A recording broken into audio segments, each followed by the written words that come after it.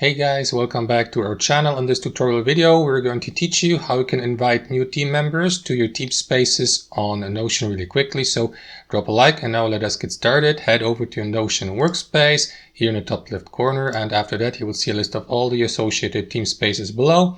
So what you want to do, guys, is select the uppermost or any team space you like. It doesn't have to be the uppermost one by left clicking on these three dots here. After that, head over to the Teamspace settings. Alternately, use the Add Members feature here above.